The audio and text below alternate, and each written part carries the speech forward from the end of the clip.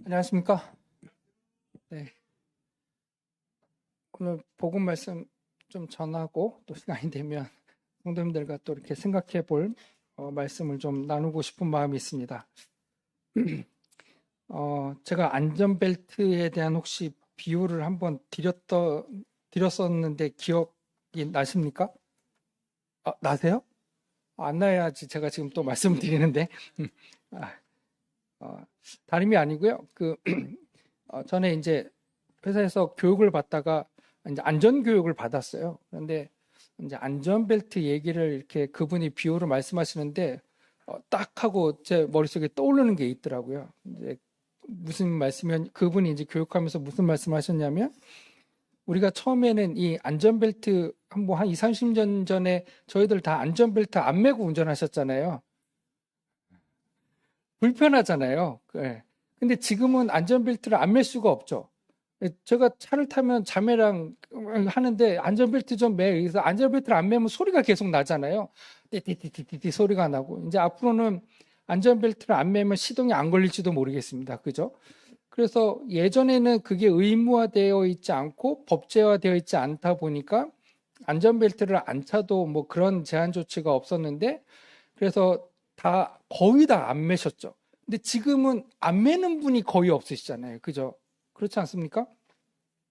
물론 이제 소리가 나서 귀찮기도 하지만 이제 안전벨트를 안 매면 왠지 불안하고 이게 출발하기가 어려운 이 의식이 벌써 생긴 거를 이렇게 보게 되면서 그분이 이제 그런 단계를 거쳐서 우리 안전이 고착화됐다 이제 이런 표현을 말씀하셨는데 저는 그 말씀을 들으면서 우리의 믿음이 이와 같지 않나라는 생각을 해봤어요. 무슨 말씀이냐면 우리가 구원받기 이전에는 사실 수요 집회, 금요 집회, 또 주일 이렇게 참석하는 게 좀 힘들고 불편한 거잖아요. 그래서 구원받으면 많은 사람들이 그것이 불편할 것이다라고 생각을 하는 겁니다. 내 시간에 제약을 받게 되고 내가 원하는 것, 내가 하고 싶은 것들을 못 하게 되다 보니까 이게 교회 가고 신앙생활 하는 게 맞나? 내가 예수님을 믿어야 되나? 귀찮은 일이다 이렇게 생각할 수 있을 것 같아요. 그런데 구원받은 우리에게 있어서는 오히려 그 집회를 참석하지 않으면 마음이 불안한 것이잖아요.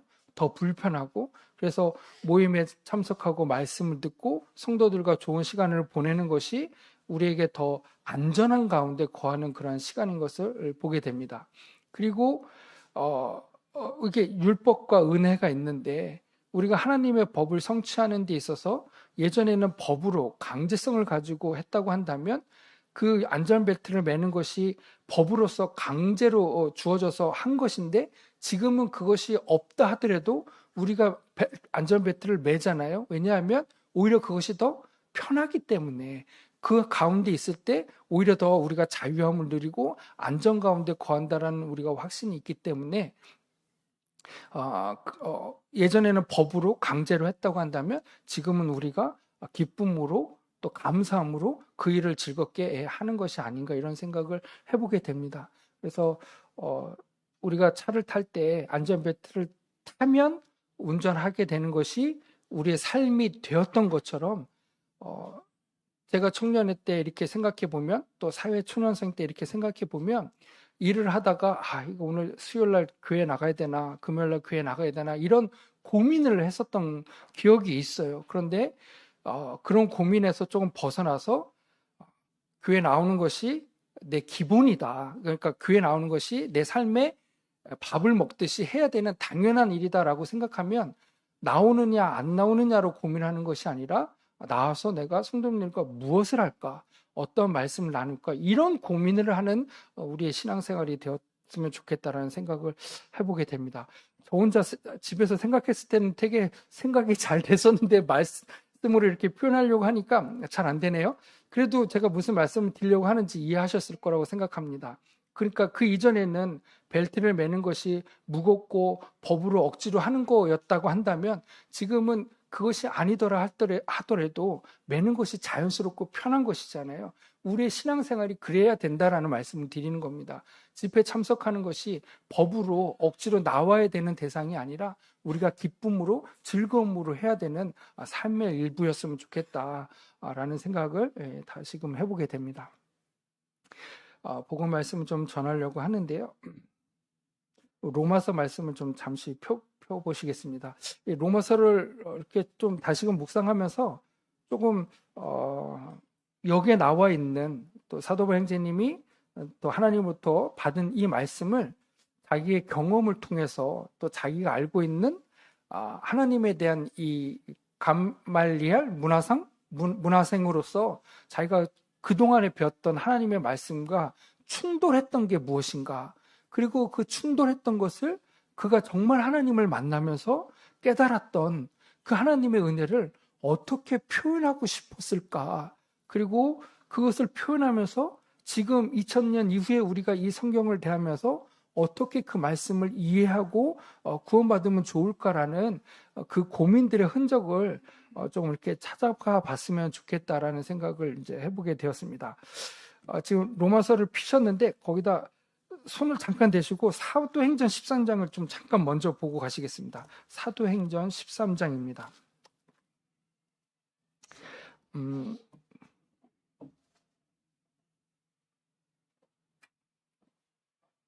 성경책은 우리에게 생명을 주시는 책이기도 하지만 또 우리의 마음 상태, 또 우리의 생각을 비추어 볼 수 있는 이 마음의 거울과 같은 책이기도 합니다. 따라서 오늘 이 말씀을 나누면서 내 마음 상태가 어떤지, 그리고 나랑 충돌하고 있었던 것은 무엇이었는지를 성경을 통해서 좀 이렇게 알아가고 깨달아갔으면 좋겠다라는 생각을 해보게 됩니다.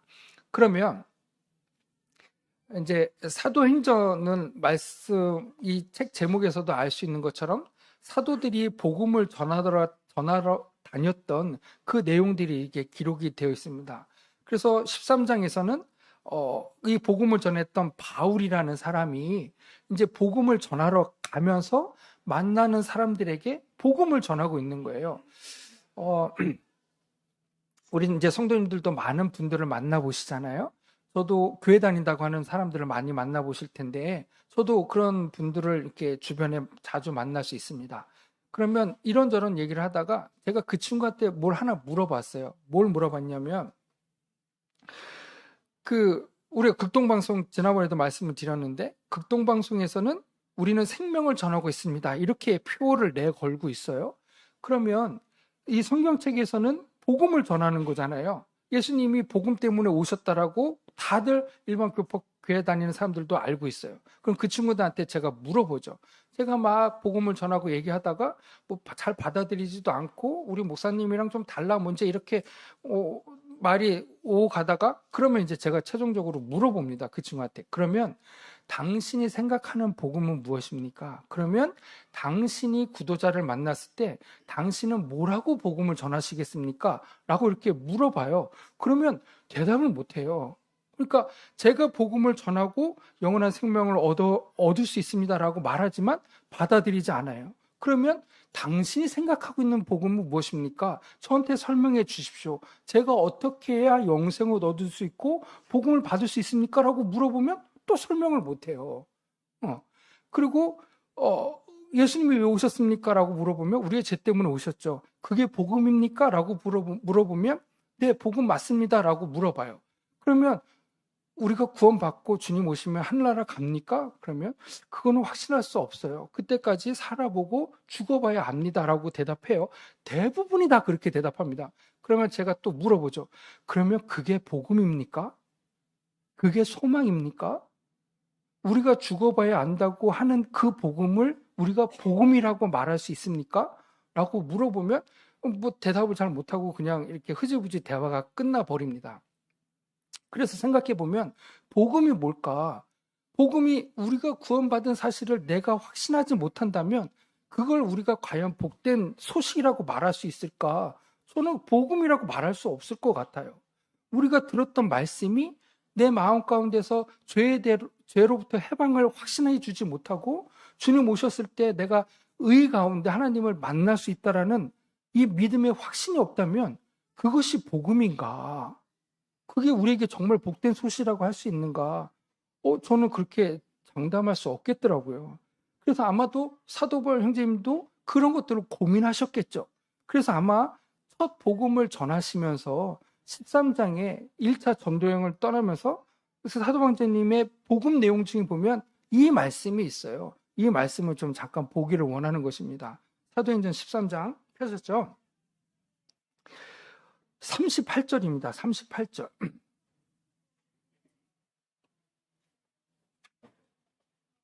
사도행전 13장 38절. 제가 읽어보겠습니다.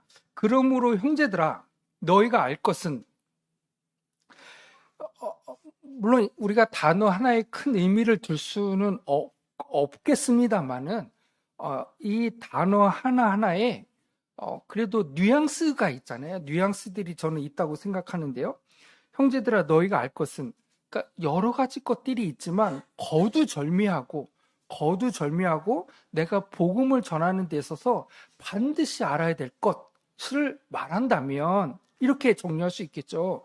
너희가 알 것은 이 사람을 힘입어 죄사함을 너에게 전하는 이것이다 라고 이렇게 얘기하고 있습니다. 그러니까 바울 형제님은 복음에 정확한 목적이 있고 대상이 있었고 내용이 있었습니다. 그게 무엇이냐면 반드시 알아야 될 것이 하나 있는데 그것이 뭐냐면 이 사람이 누구예요? 예수 그리스도잖아요. 예수 그리스도를 힘입어서 무엇을 전하고 있습니까? 죄사함을 전하고 있는 것입니다. 자, 그럼 여기서 하나 또 질문을 드려보겠습니다. 이 사도행전님이 이 사도행전을 통해서 복음을 전하면서 너희가 알 것은 이 죄사함을 그 예수 그리스도를 힘입어서 죄사함을 받는 것이다라고 말한 이유가 있습니다. 이 말씀을 한 이유가 뭘까요? 다른 복음들도 다 있겠지만 이 말씀을 특별히 하신 이유가 있어요.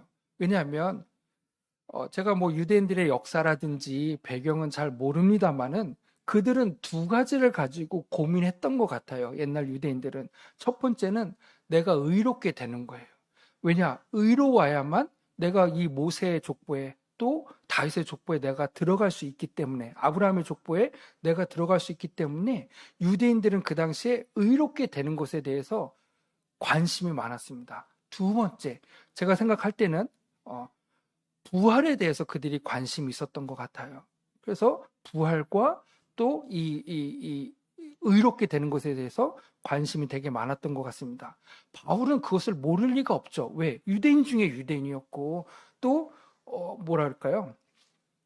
바리새인 중에 바리새인이었기 때문에 유대인들의 생각들을 몰랐을 리가 없습니다. 그래서 그 형제들에게 지금 이 복음을 전하면서 그 예수 그리스도를 힘입어서 죄사함을 얻는 것이다라고 말씀하시면서 그 다음에 이렇게 말씀하시는 거죠. 보겠습니다. 39절. 모세의 율법으로 너희가 의롭다 하심을 못하던 모든 일에도 이 사람을 힘입어 믿는 자마다 의롭다 하심을 얻는 이것이다 라고 이렇게 말씀하시는 거예요. 그러니까 바울 형제님은 생각할 때 주님으로부터 본인이 비침을 받고 이 구원이 무엇인지를 생각해 봤을 때 그렇지 유대인들은 의롭게 되는 것에 대해서 관심이 있고 그 방법에 대해서 애쓰고 있던 사람들이다. 그런데 그 맹점 중에 하나가 뭐냐면 여기도 보면 39절 모세의 율법으로 의롭다 하심을 그러니까 그들은 율법들을 지켜서 600 몇 가지라고 하잖아요. 그 600 몇 가지에 대한 이 율법을 지키면서 의롭게 되려고 생각을 했는데 그렇지 않다라는 것을 설명해 주고 있는 것이죠. 어떻게? 예수 그리스도를 믿음으로 그렇게 되는 것이다. 그런데 이것이 가능한 이유가 무엇이냐면 바로 37절, 38절에 읽었던 것처럼 예수 그리스도의 이름을 힘입어서 죄사함을 얻게 될 때 의롭게 되는 것이다 라고 설명해 주고 계신 거예요. 그러면 죄사함이 의롭게 되는 것이냐? 네, 맞아요. 로마서를 피셨으니까 이제 로마서로 넘어가 보겠습니다. 로마서 5장입니다. 5장. 제가 오늘 예배 시간에 읽었던 말씀이기도 한데요.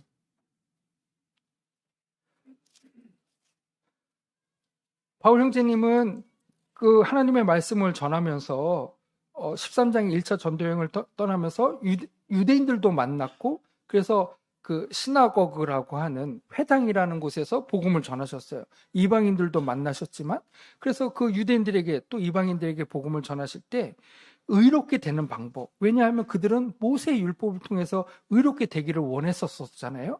그런데 잘 생각해 보니까 그렇게 되지 않더라. 의롭게 되는 것은 예수 그리스도의 이름을 힘입어서 죄 사함을 얻을 때 가능한 것이다. 그러면 죄 사함을 얻을 때 의롭게 되는 것인가?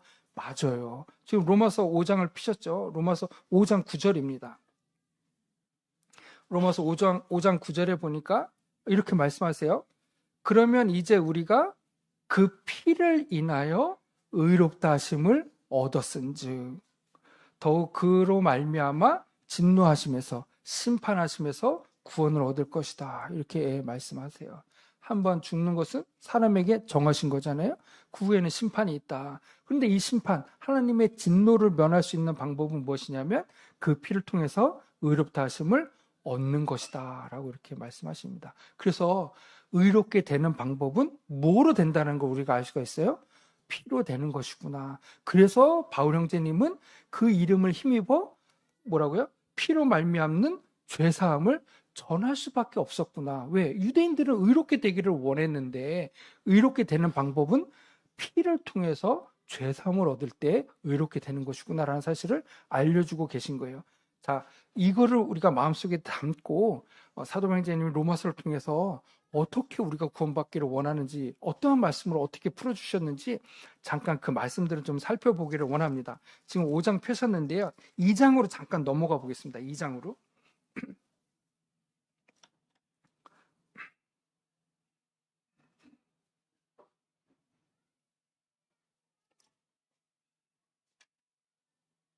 자, 이방인들도 마찬가지지만 특별히 유대인들은 뭐에 관심이 많았다고요? 의롭게 되는 것에 대해서. 왜? 의롭게 돼야 아브라함의 족보에 들어갈 수 있으니까, 하나님의 자녀가 될 수 있는 그 길이 열리는 것이니까요. 그래서 그렇게 하기 위해서 모세의 율법을 열심히 지킨 거예요. 왜? 법을 지킬 때 의롭게 된다라고 믿었기 때문에. 그래서 로마서 2장에도 보니까 이렇게 말씀하십니다. 2장 13절입니다. 2장 13절. 자, 읽어보겠습니다. 어디 앞에서? 하나님 앞에서. 자, 이제 관심사는 누구예요? 하나님이에요. 왜? 하나님이 심판자이시고 재판장이시기 때문에 우리는 유대인들도 특별히 이제 2장이 지금 유대인에 대한 내용이잖아요. 그 유대인들을 향해서 지금 이렇게 말씀하시는 겁니다. 하나님 앞에서 자, 읽어보겠습니다. 율법을 듣는 자가 의인이 아니요. 누가 의인이 아니라고요? 율법을 듣는 자가 의인이 아니라 누가 의인이라고 말씀하십니까? 율법을 행하는 자라야 의롭다 하심을 얻으리니. 그렇죠. 자, 유대인들은 어디에 관심이 많다고요? 의롭게 되는 거. 그래서 하나님도 그렇게 말씀하신 거예요. 하나님도 하나님 앞에서 누가 의인이라고 말씀하십니까?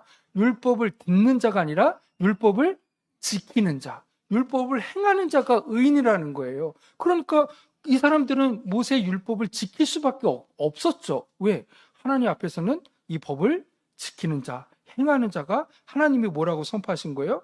그래야 의롭다 하심을 얻을 수 있다라고 했기 때문에. 그래서 많은 사람들은 지금 어디 아래에 있는 거예요?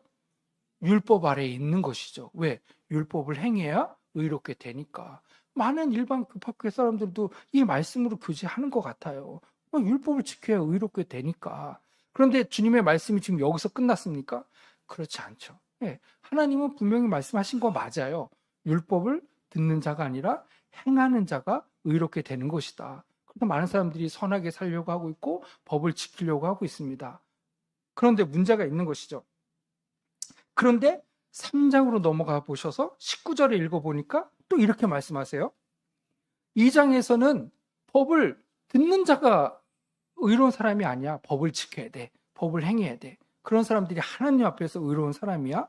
그런데 바울 형제님도 그 전제를 하고 계신 거예요. 왜? 자기도 그렇게 살았기 때문에. 자기도 그 율법을 지켜왔기 때문에. 그래서 그 율법을 지키면 나도 의로운 사람이 되겠지. 그런데 하나님을 만나고 나니까 3장에 이렇게 표현을 하시는 거예요. 3장 19절입니다. 우리가 알거니와, 그런데 이제 우리가 깨닫게 된 것이 있다는 거죠. 우리가 알거니와 무릇 율법이 말하는 바는 율법 아래 있는 자들에게 말하는 것이다. 자, 이 말씀의 뉘앙스가 어떻게 해석이 되십니까? 우리가 깨달았는데 율법이 말하는 바는 누구에게 말하는 거라고요? 율법 아래 있는 자. 그러면 또 다른 곳에 있는 사람이 있을 수 있다는 걸 염두에 두고 있지 않겠습니까? 율법 아래에 있는 자가 있는가 하면 또 다른 곳에 있는 사람들이 있다는 것이잖아요. 이게 뭘까요? 우리 잠깐 먼저 보시면 14절, 6장 14절 먼저 잠깐 보실까요? 6장 14절. 6장 14절. 죄가 너희를 주관치 못하리니 너희가 어디 아래 있지 않고 율법 아래 있지 않고 어디 아래 있다고요? 은혜 아래 있다. 네. 그러니까 사도 형제님은 지금 한 가지를 더 깨달은 거예요. 뭘 깨달았냐면 율법으로 구원받는 방법이 있다는 걸 알고 있었죠. 그래서 율법을 열심히 지켰던 거예요. 하나님 앞에서. 그런데 자기가 구원받고 하나님을 만나고 나고 보니까 율법 아래 있는 자들이 있고 또 한 군데 또 다른 사람들이 있다는 거예요. 누가? 은혜 안에 있는 자들도 있다는 것이죠. 은혜 안에 있는 자들도 있다. 제가 지난번에 이제 양구 가서 잠깐 이제 그런 예를 들었는데, 그러니까 적당한 예인지는 또 모르겠습니다. 성도님들께서 듣고 판단해 주시기 바랍니다.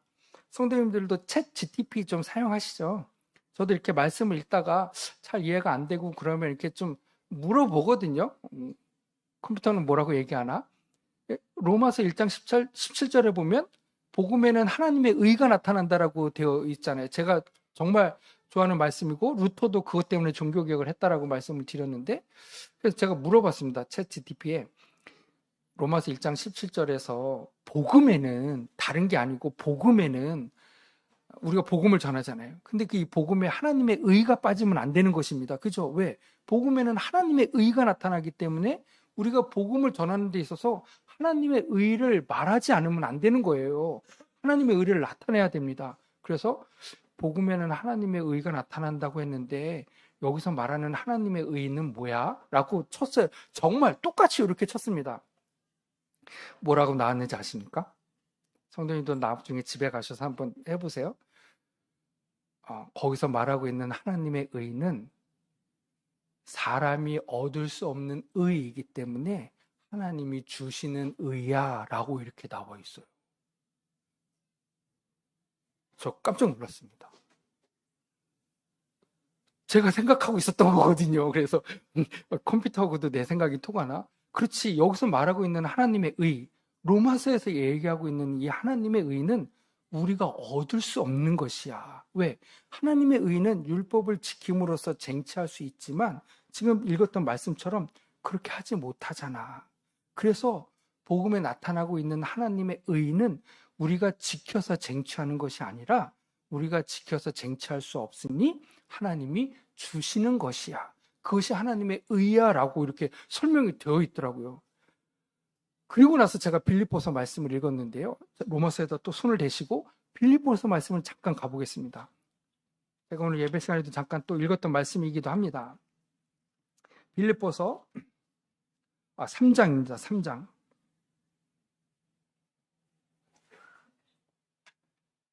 빌립보서 3장 9절입니다. 9절. 여기서도 바울 형제님이 의에 대한 정의를 내리고 계세요. 우리가 가지고 있는 의가 왜 필요하다고요? 의가 없이는 하나님 앞에 갈 수가 없기 때문에, 하나님의 족보의 상속자가 될 수 없기 때문에 의를 얻는 것이 굉장히 중요해요. 그래서 유대인들은 모세의 율법으로 그것을 지켜 행하는 자가 의롭다라고 말씀하신 그 하나님의 말씀에 순종해서 그것을 열심히 지킨 것이죠. 그러나 바울 형제님이 보니까 그 율법 아래 있는 자들이 있는가 하면 또 다른 은혜 가운데 있는 자들이 있다는 것을 깨달았어요. 그리고 그러면 그 하나님의 의가 뭔가 쟁취하려고 하는 사람들이 있는가 하면 거저 주는 것을 받는 자들이 있다라고 말씀하시는데, 챗 GTP도 거기서 하나님의 의는 받는 것이다라고 설명하고 계시더라고요. 빌립보서 말씀 제가 읽어보겠습니다. 중간부터 보면 내가 가진 의는 어디에서 난 것이 아닙니까? 율법에서 난 것이 아니요. 왜? 율법으로부터는 얻을 수가 없는 거예요. 아까 우리 로마서 2장 읽었지만 지킴을 통해서 얻을 수 있다고 했지만 지킬 수 없다. 아무도 지킬 수 없다. 그래서 오직 그리스도를 믿음으로 말미암아서 얻을 수 있는 것이다. 그래서 곧 믿음으로 어디로부터 난 의라고요? 하나님께로부터 난 의다라고 이렇게 설명하고 있습니다. 우리가 가진 의가 어디로부터 나온 거라고요? 하나님으로부터 나온 의다. 근데 어떻게 그것을 우리가 쟁취했습니까? 지킴으로? 아니다. 믿음으로 말미암았다라고 이렇게 설명해 주고 계신 것이죠. 다시 이제 로마서로 넘어와서요. 그래서 이제 19절 다시 한번 읽어보겠습니다. 2장에서 사도 바울님이 이런 전제를 하셨어요. 그래, 지키면 의롭게 돼. 그런데 3장에서 이렇게 말씀하십니다. 19절. 어때? 지켜봤어? 지켰더니 어떤 결과가 나왔어? 그래서 무엇을 알았지? 우리가 알거니와 무릇 율법이 말하는 바는 율법 아래에 있는 자들에게 말하는 것이니 이는 모든 입을 막고 온 세상으로 하나님의 심판 아래에 있게 하려 함이라. 모든 입을 막았다라는 이 표현이 잘 모르겠습니다. 뭐 성도님들마다 다 분별하실 수 있겠지만 제가 이 말씀을 분별했을 땐 모든 사람들이 할 말을 잃었다는 거예요. 왜? 율법을 지킴으로 인해서 의롭게 돼서 막 열심을 지켰는데 안 되네요. 할 말이 없네요. 그렇게 할 수 없네요. 그것을 시인할 수밖에 없다라고 말씀하신 것이 아닌가 싶어요. 그래서 율법을 지키려고 했던 모든 사람들이 결국은 어디 안에 놓였다는 거예요. 심판 아래 놓이게 되었다. 왜? 의롭게 되지 못했으니까. 그래서 20절 계속 읽어보겠습니다. 그러므로 율법의 행위로 그의 앞에 의롭다 하심을 얻을 육체가 없다라고 이 말씀이 나오게 된 배경이 바로 아마 로마서 2장의 그 말씀이 아닐까라는 생각을 해보게 되는 것이죠. 율법으로는 죄를 깨닫게 되었다 이렇게 설명하고 있습니다. 그래서 3장 24절로 넘어가 보면 계속해서 그래서 그 율법 아래 있는 자가 아니라 어디 아래 있는 자? 그리스도 예수 안에 있는 그 구속으로 말미암아 하나님의 은혜로 값없이 의롭다 하심을 얻는 그 방법이 있다라고 소개해 주고 계시는 것이죠. 구원 얻는 방법을 3장 24절에서 설명해 주셨다고 생각합니다. 의롭게 되는 방법을 설명해 주신 것이죠. 어떻게요? 다시 읽어보겠습니다. 그리스도 예수 안에 있는 구속, 곧 죄사함, 피로 말미암는 죄사함으로 말미암아 하나님의 은혜로 율법의 행위가 아니라 하나님의 은혜로 값없이 우리가 아무것 행한 것 없이 의롭다 하심을 얻은 자 되었다 이렇게 말씀하고 계신 것을 보게 됩니다. 그래서 25절, 28절 계속 읽어보면요.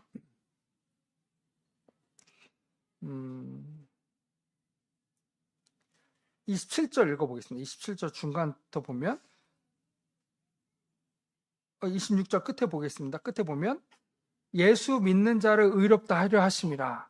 그래서 예수를 믿는 자를 통해서 의롭게 하셨는데 사도 바울님 한 번 더 우리에게 상기시켜주고 계세요. 어떻게? 27절 중간부터 보면 그 의롭게 된 것이 무슨 법으로냐 아니면 행위로냐 이렇게 물어보시죠. 아까 2장에서 하나님 앞에서 의롭다 하심을 얻는 자는 율법을 듣는 자가 아니라 율법을 행하는 자라고 말씀하셨어요. 그래서 우리가 결과적으로 의롭게 되는 것이 그 법이나 행위로서 난 것이냐라고 물어보는 것이죠. 근데 그렇지 않다. 오직 믿음의 법으로다. 28절 다시 한번 읽어보면 그러므로 사람이 의롭다 하심을 얻는 것은 율법의 행위에 있지 않고 믿음으로 되는 줄 우리가 인정하노라 이렇게 말씀하시죠. 여기서 이제 인정하다라는 표현은 종결짓다라는 표현입니다. 구원 얻는 방법은 믿음으로 되는 것으로 우리가 종결지었어. 이제는 이거 가지고 더 왈가불가할 이유가 전혀 없다. 율법으로 되지 않고 하나님의 은혜로 되는 것이다라고 우리가 종결지을 수밖에 없다. 거기에는 어떤 누구도 토를 달 수 없는 명확한 하나님의 복음이다라고 이렇게 종결짓는 그 단어를 쓰고 있습니다. 그래서 그렇게 이제 마무리를 하시죠. 근데 이제 복음을 여기서 마무리하신 게 아니라 3장까지 이렇게 구원 얻는 방법, 의롭게 되는 방법을 말씀하시면서 그럼 이제 논란이 있을 수 있잖아요. 정말 그런가? 아니면 그 다음에도 우리가 죄성이 있는데 그건 뭐야? 라는 이런 질문들이 계속 생길 거란 말이죠. 그래서 그런 것들을 이제 4장 이후부터 또 발용제님이 설명해 주고 계신데 4장으로 잠깐 넘어가 보면요.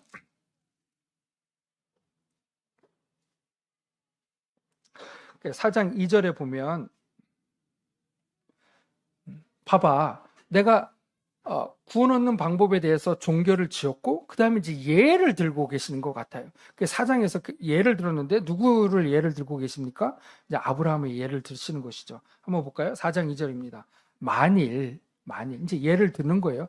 만일 아브라함이 우리 조상인 아브라함이 믿음의 조상인 아브라함이 행위로서 의롭다 하심을 얻었으면 자랑할 것이 있겠지만 하나님 앞에서는 없다. 그래서 아브라함이 가지고 있었던 그 믿음도 무엇이냐면 행위로서 얻은 것이 아니다라고 이렇게 설명해 주고 계신 것을 우리가 알 수 있습니다. 그래서 하나님 앞에서 없다. 사람들 앞에서는 있을지 모르겠지만 하나님 앞에서는 없다라고 이렇게 얘기하고 있습니다. 우리는 누구 앞에서 의롭다 하심을 얻는 거예요? 하나님 앞에서 의롭다 하심을 얻는 거예요. 그래서 우리가 의롭다라고 선언하시는 분도 누구세요? 하나님이에요. 우리가 하나님 앞에서 존경을 받거나 의롭다 하심을 받거나 인정받는 것이 아닌 것입니다. 그래서 우리가 어디 앞에 있는지를 살펴봐야 되는 것이고 아까 2장에서도 우리가 하나님 앞에서 의롭다 하심을 얻는 방법을 말씀드렸고 아브라함의 믿음도 결국은 어디 앞에서 의롭다 하심을 얻은 거예요? 하나님 앞에서 의롭다 하심을 얻었다라고 설명하고 있습니다. 그리고 4장 시간이 좀 많이 지났는데요. 5장으로 잠깐 또 넘어가 보면 5장 1절입니다. 자, 그러므로 그래서 4장에 아브라함의 비유를 드시고 또 한 번 정리를 하시는 거예요. 그러므로 누가 우리가 그러므로 우리가 믿음으로 의롭다 하심을 얻었다라고 다시 한번 이렇게 정리하고 계시죠.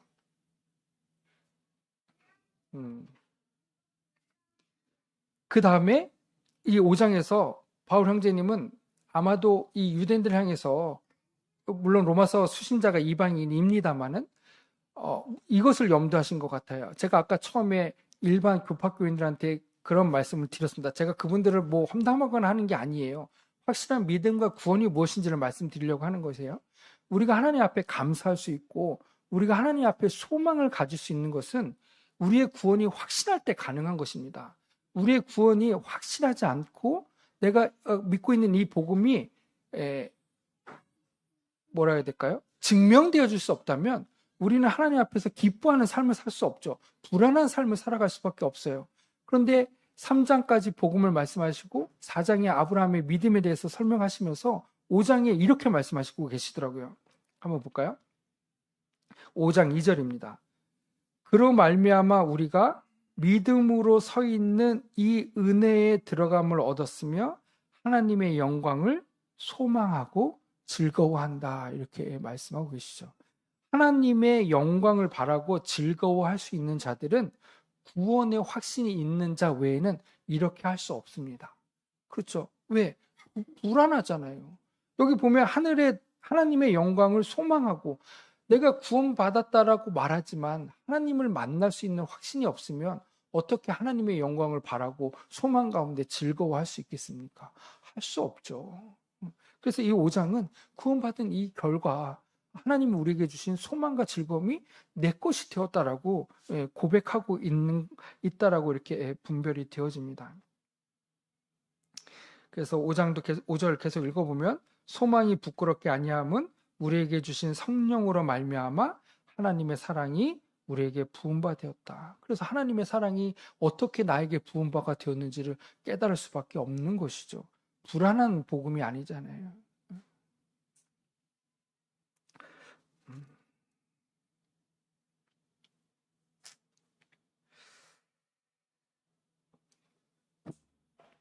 시간이 한 10분 정도 남았는데 복음은 이렇게 좀 줄여보겠습니다. 갈라디아서 말씀 제가 한 구절 읽고 이렇게 복음을 한번 줄여보겠습니다. 갈라디아서 5장 4절에 보면 이렇게 말씀하고 계십니다. 갈라디아서도 이제 바울 형제님이 쓰신 거기 때문에 복음에 있어서는 로마서와 맥을 같이 하고 있고 또 이렇게 중첩되는 반복되는 말씀들도 사실 되게 많이 있습니다. 특별히 이제 5장 4절에서 읽어보면 아까 로마서 2장에서는 하나님 안에서는 의로운 자는 율법을 듣는 자가 아니고 행하는 자다. 그래서 많은 사람들이 행하려고 하고 있는데 그것은 율법 아래 있는 자들이고 결국은 하나님 앞에 심판받는다라는 것을 깨닫게 되지 않느냐. 모든 사람들이 그 안에서 입을 막았다라는 거예요. 핑계대지 못하고 변명이 없다는 것이죠.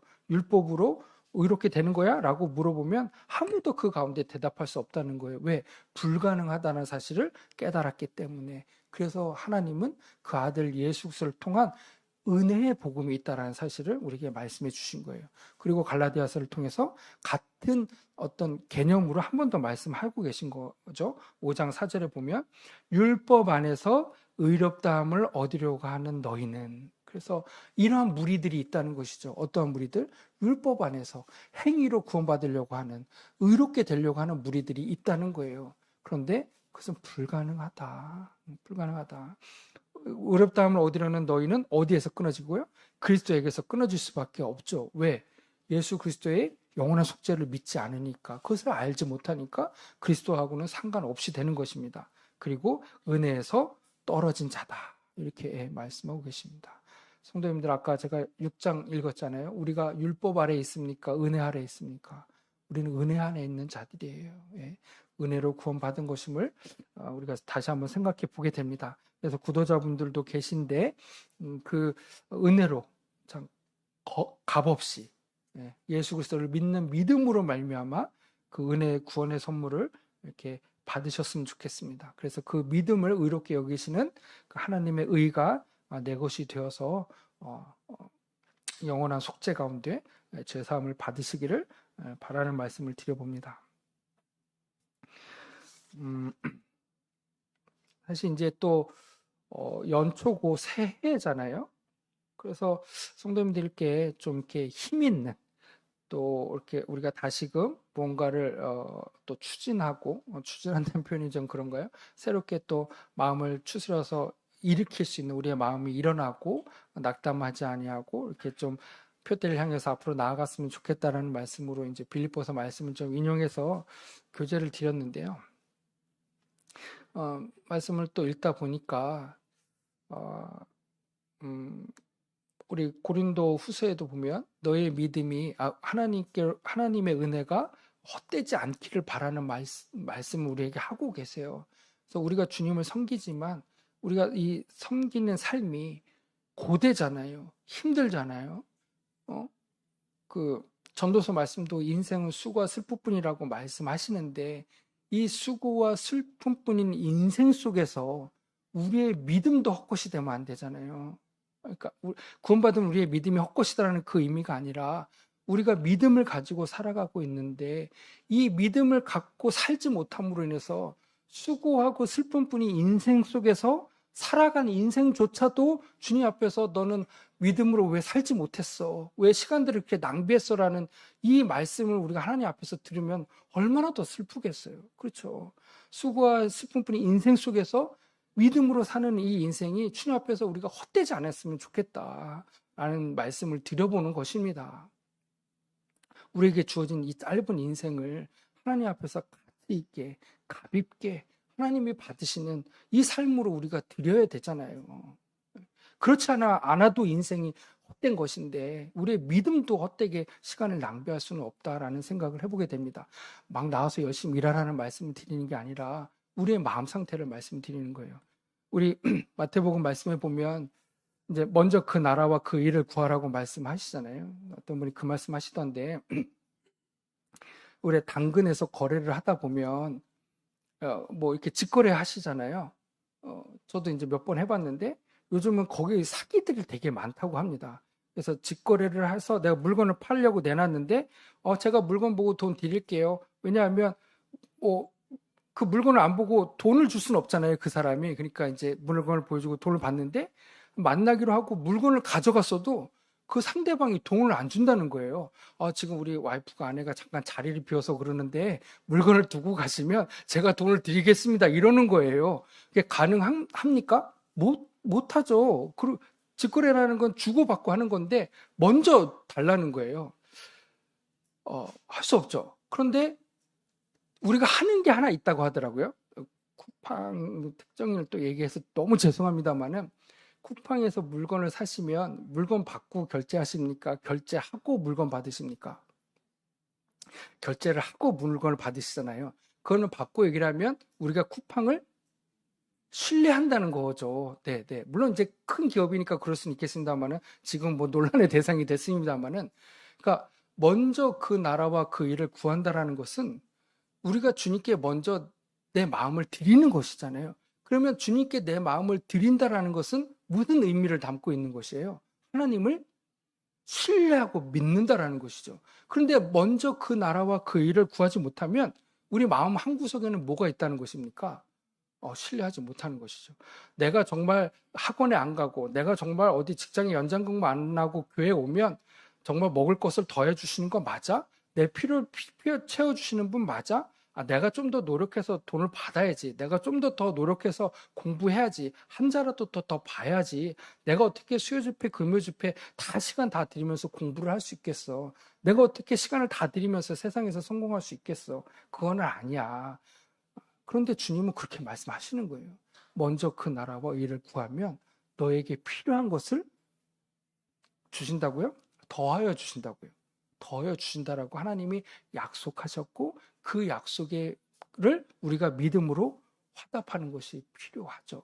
근데 그 과정이 없으면 우리의 삶이 어떻게 된다라는 거예요. 헛된 믿음 가운데 나아갈 수 있지 않는가라는 생각을 해보게 됩니다. 그래서 올 한 해 우리가 오후 집회 때 간증 많이 하시잖아요. 이 간증들 하실 때 어떤 간증 하십니까? 주님이 나보다 먼저 앞서서 행하셨던 일들, 내 삶을 통해서 베푸셨던 은혜들을 다 교제 나누지 않으세요? 그러시잖아요. 그것을 앞으로 더 많이 경험하셔야 되잖아요. 내가 정말 주님을 의지하고 믿었더니, 정말 내 시간과 마음을 주님께 드렸더니 내 필요를 주님이 다 채우셨어. 그렇지 아니한다 할지라도 난 하나님을 인하여 기뻐해 라는 이 고백과 간증을 주님이 받으시고 싶으신 건 아닌가라는 생각을 해보게 되는 것입니다. 성도님들, 인생 짧잖아요. 인생 수고와 슬픔뿐입니다. 그런데 그 짧은 시간 속에서도 우리가 하나님께 드리지 못하는 것들이 있다고 한다면, 하나님을 기억하지 못한다고 한다면 우리는 더 힘들잖아요. 더 어렵지 않는가 이런 생각을 해봅니다. 우리 빌립보서 말씀 잠깐 볼까요? 빌립보서에도 비슷한 말씀이 있더라고요.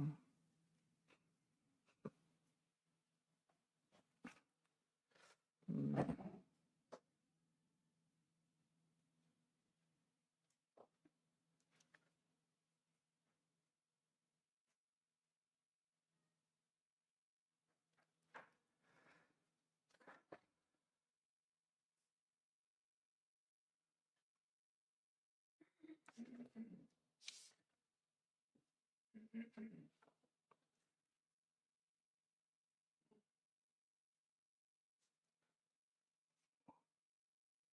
죄송합니다. 제가 헛되다라는 표현이 여기 나오는데 못 참네요. 음,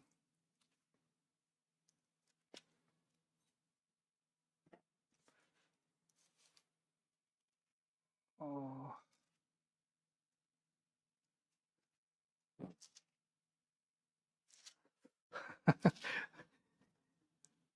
2장 16절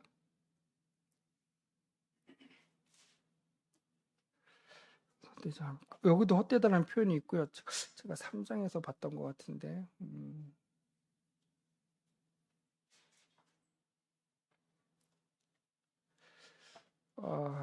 죄송합니다.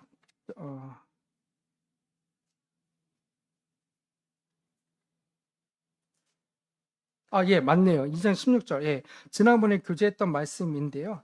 예, 생명의 말씀을 밝혀서 우리가 헛되지 않았으면 좋겠다라고 이렇게 좀 말씀을 드렸고, 이 헛되지 않았으면 좋겠다라는 이 말씀을 통해서 제가 사도행전 13장 말씀 아까 복음도 있었었지만 거기에 누가 나온다라고 말씀드렸어요? 다윗이 나온다라고 말씀드렸습니다. 그래서 다윗이 하나님 마음에 왜 합한 자가 되었고 그 마음에 합한 자에게 주님이 약속하신 게 있어요. 뭐라고 약속하셨습니까? 내 뜻을 다 그에게 이루리라라고 이렇게 말씀하셨어요. 그래서 우리가 그 하나님의 마음을 합하게 될 때, 먼저 그 나라와 그 일을 구하는 그 믿음에 우리가 합하게 될 때 주님이 우리에게 뜻을 두고 행하시는 거예요. 그리고 그 주님의 뜻을 그 성도님들을 향해서 이루어 가시는 것이죠. 제가 아까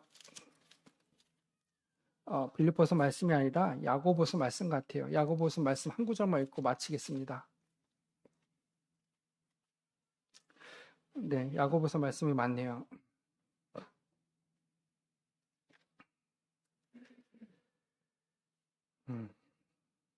이제 야고보서 말씀은 성도님들 다 아시는 것처럼 이제 행함을 말씀하고 계시는 거잖아요. 야고보서 2장 20절입니다. 20절.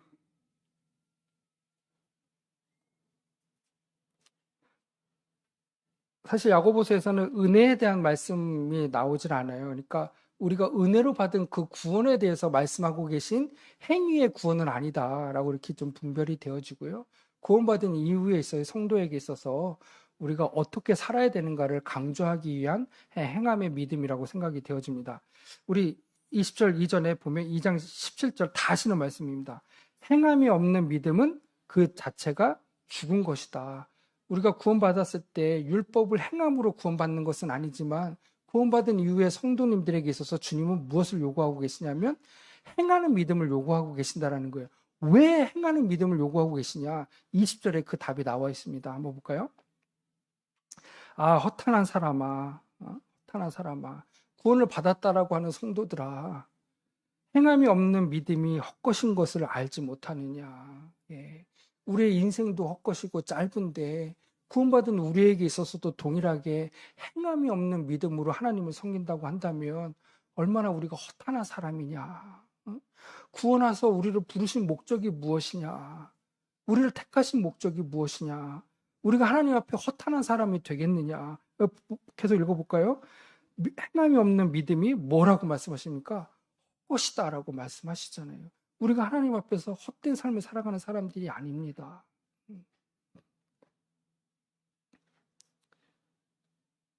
이것은 구원보다도 14절 계속 읽어보면 만일 사람이 믿음이 있노라 하고 행함이 없으면 무슨 이익이 있겠느냐? 이 믿음이 능히 자기를 구원하겠느냐? 이 표현은 행하지 않았기 때문에 너는 구원받지 않았어라는 의미가 아니라 구원받았다고 함에도 불구하고 하나님 앞에 믿음으로 화답하지 못하고 행한 가운데 나아지 못하면 너 구원받은 사람이 맞아? 라고 물어보시는 것이죠. 그 믿음이 너를 구원한 거 맞아? 구원받았다고 하는 그 믿음이 그 믿음 맞아? 라고 물어보시는 것이죠. 그래서 우리 짧은 인생 헛되이 주님 앞에 살지 않았으면 좋겠습니다. 주님 앞에서 말과 혀로만 사랑하는 사랑이 아니라 주님이 받으시는 그 행한 가운데 우리가 나아왔으면 좋겠습니다. 네. 잠깐 야고보서 말씀이 좀 안 떠올랐는데요. 아무튼 우리가 한 해를 시작하시면서 주님 앞에서 우리의 믿음이 이제는 좀 앞으로 진일보하는, 그래서 지난번에 말씀드렸던 것처럼 표대를 향해서 나아가는 그런 저희들이 됐으면 좋겠습니다. 감사합니다.